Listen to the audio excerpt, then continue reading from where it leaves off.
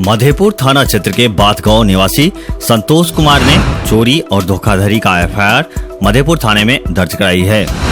भाजपा मधेपुर उत्तरी मंडल के कार्यकर्ताओं द्वारा पार्टी का 42वां स्थापना दिवस बुधवार को धूमधाम से मनाया गया। साथ ही मधेपुर थाना क्षेत्र के भीड़ भगवानपुर गांव में भूमि विवाद को लेकर दो पक्षों के बीच मारपीट की घटना हुई।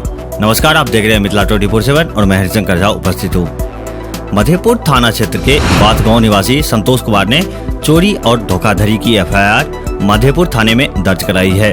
दर्ज एफआईआर में बातगांव निवासी हरिश्चंद्र झा उर्फ मटर झा, उनके पुत्र सुनील कुमार झा, अजय कुमार झा सहित कुछ अज्ञात को नामजद आरोपी बनाया गया है। एफआईआर में बात, सिकरिया और असम मौजे से 100 से अधिक सीमेंट के खंभे चुराने का आरोप लगाया गया है। जान से मारने की आपराधिक साजिश रचने की भी बात कही गई है।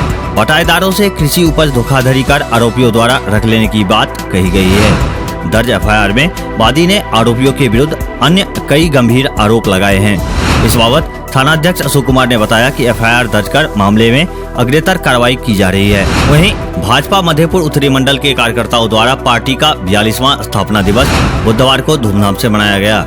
इस अवसर पर मंडल अध्यक्ष दीपक कुमार झा ने शक्ति केंद्र रहुआ संग्राम में पंडित दीनदयाल उपाध्याय एवं श्यामा प्रसाद मुखर्जी के तैलचित्र पर पुष्प माला अर्पित किया और पार्टी का झंडा फहराया।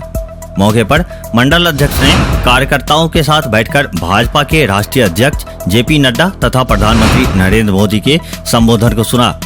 मंडल अध्यक्ष ने जानकारी दिया कि पार्टी के स्थापना दिवस पर उत्तरी मंडल के 10 शक्ति केंद्रों के भाजपा कार्यकर्ताओं द्वारा अपने अपने घरों पर पार्टी का झंडा लगाया गया।